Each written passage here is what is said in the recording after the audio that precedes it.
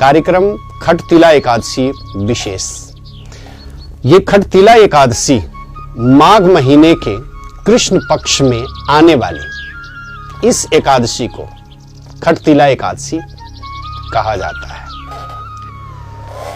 तिल का अपटन, तिल का हवन, तिल का तर्पण, तिल का भोजन और यहां तक तिल का दान, ये प्रयोग इस व्रत में अवश्य करना चाहिए। इसके प्रयोग के कारण यह खटतिला एकादशी कहलाती है। इस व्रत के करने से अनेक प्रकार के जो जीवन का पाप, ताप, संताप सब के सब नष्ट हो जाते हैं। खटतिला एकादशी का महात्म्य।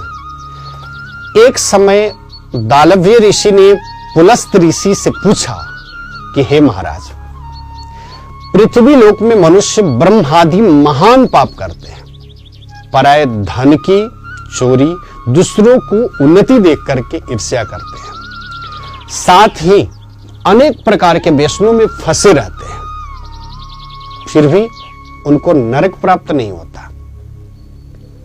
इसका कारण क्या है, हम जानना चाहते हैं। आप बताइए। वे न जाने कौन सा पुण्य दान करते हैं जिससे उनके पाप पल भर में नष्ट हो जाते हैं। यह सब आप कृपा पूर्वक आप मुझसे कहिए। अब पुलस्त ऋषि कहने लगे कि हे महाभाग, आपने मुझसे अत्यंत गंभीर प्रश्न पूछा है। इससे संसार के जीवों का अत्यंत भला होगा। इस भेद को इंद्र आदि देवता भी नहीं जानते, परंतु मैं आपको ये गुप्त तत्व अवश्य बतलाऊंगा। बस इतना ही है कि आप सावधान होकर के आप श्रवण करिए। उन्होंने कहा कि माघ मास लगते ही मनुष्य को पहले से ही स्नान से शुद्ध होकर के इंद्रियों को वश में करके काम, क्रोध, लोभ, मोह, अहंकार, ईर्ष्या, द्वेष आदि को परित्याग करना चाहिए। क्या करना चाहिए? हरि का स्मरण करना चाहिए और हरि का स्मरण करके हरि के छवि अपने हृदय में उतारना चाहिए। होम आदि करना चाहिए, हवन करना चाहिए, भगवान विष्णु के मंत्रों के द्वारा हवन करना चाहिए। स्नान आदि नित्य क्रिया से निवृत्त होकर के सब देवताओं को प्रेम पूर्वक पूजन भी करना चाहिए और एकादशी व्रत जरूर धारण करना चाहिए। और जब भी एकादशी आप व्रत करते हैं तो रात्रि में जागरण जरूर करना चाहिए। हे भगवान, आप दीनों के शरण में रखने वाले हैं। इस संसार सागर में फंसे हुए जीवों को आप उद्धार करते हैं। हे पुंडरीकाक्ष, आपके चरणों में इस दास का कोटि कोटि नमन। भगवान से निवेदन करना चाहिए, प्रार्थना करना चाहिए कि दीनों के ऊपर कृपा करने वाले प्रभु मेरे ऊपर भी कृपा करिए। इस प्रकार से पूजन करना चाहिए और भगवान को अर्घ्य भी प्रदान करना चाहिए। यथा संभव व्रत की पूर्णाहुति में ब्राह्मणों को तिलदान इत्यादि, गौदान इत्यादि श्रेष्ठ दान जरूर करना चाहिए।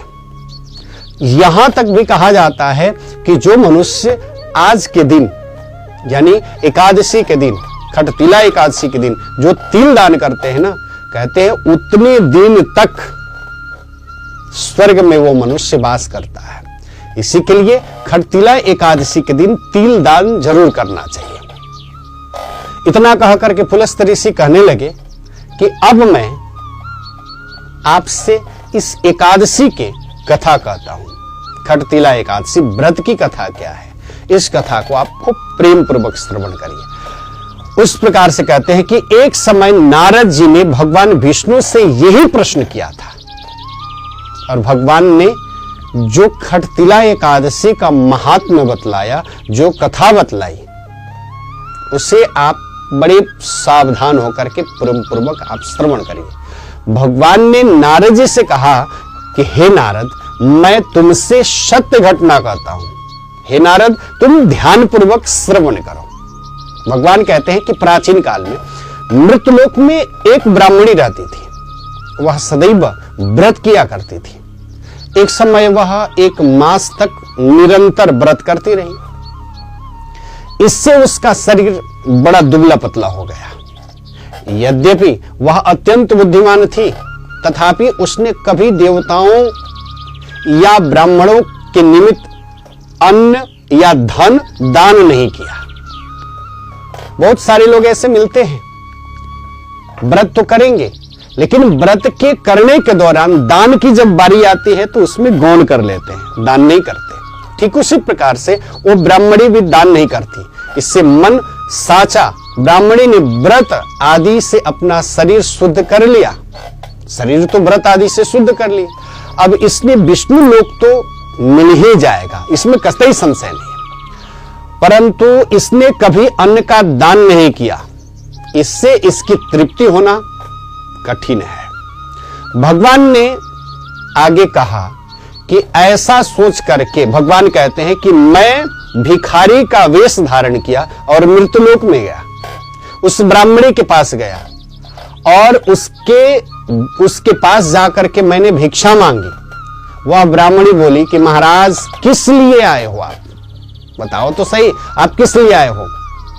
भगवान भिक्षुक के रूप धारण किए भगवान कहते हैं मैंने कहा कि मुझे भिक्षा चाहिए आपसे, भिक्षा में मुझे कुछ धन संपत्ति दे दीजिए। इस पर उसने एक मिट्टी का ढेला उठा करके भिक्षा पात्र में डाल दिया।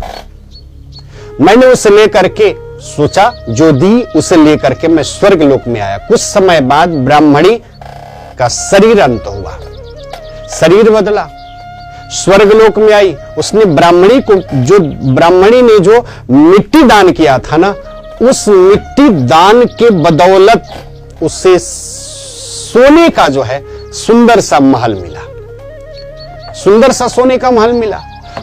परंतु उसने अपने घर को अन्न आदि जितने भी थे, अब खाए तो खाए कहां से, अन्न आदि शून्य थे, कुछ भी नहीं था घर में। अब सोने का महल हो जाए महाराज और फिर भी उसमें कुछ खाने के लिए नहीं हो तो जीव तड़पने लगता है। अब इसके मन में घबराहट आई और घबराहट आने के बाद भगवान के पास गई और भगवान से जाकर के कहने लगे कि भगवान मैंने अनेक व्रत आदि से आपकी पूजन की, परंतु फिर भी मेरा घर अन्न आदि से सब वस्तुओं से आखिर शून्य क्यों है, कुछ भी नहीं घर में, इसका कारण क्या है आप बताइए।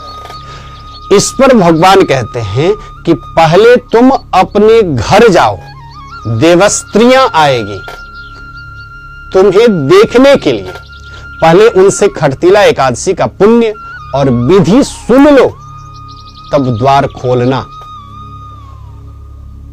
मेरे ऐसे वचन सुनकर के वह अपने घर गई। जब देवस्त्रियां आई और द्वार खोलने को कहा तो ब्राह्मणी बोली आप मुझे देखने आई हैं तो पहला कार्य है कि खटतिला एकादशी का महात्म्य आप मुझसे कहिए। उनसे एक देवस्त्री कहने लगी कि मैं कहती हूं तुम श्रवण करो। जब ब्राह्मणी ने खटतिला एकादशी का महात्म्य सुना तब द्वार खोल दिया। देवांगनाएं ने उनको देखा कि न तो वह गंधर्वी थी और न आसुरी थी, वरन पहले जैसा मानुषी थी। उस ब्राह्मणी ने उनसे कथनानुसार खटतिला एकादशी का व्रत किया। उन्हीं के कथनानुसार खटतिला एकादशी का बड़े प्रेम भाव से व्रत किया। इसके प्रभाव से वह सुंदर और रूपवती हो गई और उसका घर अन्न आदि समस्त सामग्रियों से परिपूर्ण हो गया। मनुष्य को मूर्खता त्याग करके खटतिला एकादशी व्रत को करना चाहिए, लोभ को परित्याग करना चाहिए, खटतिला एकादशी में दान करना चाहिए। इससे दुर्भाग्य, दरिद्रता, अनेक प्रकार के कष्ट दूर हो जाते हैं और परम मोक्ष की भी प्राप्ति होती है। इसी के लिए जब भी आप व्रत करते हैं तो हरि का सुमरण अपने हृदय में रखिए और उस व्रत के दौरान जितना अधिक से अधिक हो पाए नामों का उच्चारण करना चाहिए। परमात्मा से सदैव विनती करना चाहिए कि हे परमात्मा, मैंने आपका व्रत किया, इस व्रत के प्रभाव से मुझे जो प्राप्त होना चाहिए मुझे प्राप्त हो जाए और आपकी कृपा दृष्टि हमारे ऊपर बनी रहे।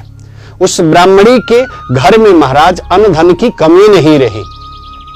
ये तो भगवान की परम महती कृपा है। इसी के लिए हमारे जीवन में भी सुख समृद्धि उभरे आए, इसके लिए हमें भी परमात्मा का भजन करना चाहिए, अधिक से अधिक व्रत करना चाहिए, जो परमात्मा हमारे ऊपर कृपा करे, और कृपा करने के पश्चात परमात्मा की कृपा जब बन जाती है तो जीव परम मोक्ष को प्राप्त कर जाता है।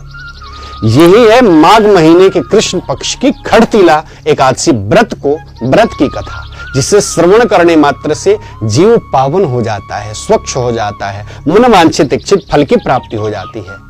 कैसा लगा ये कार्यक्रम?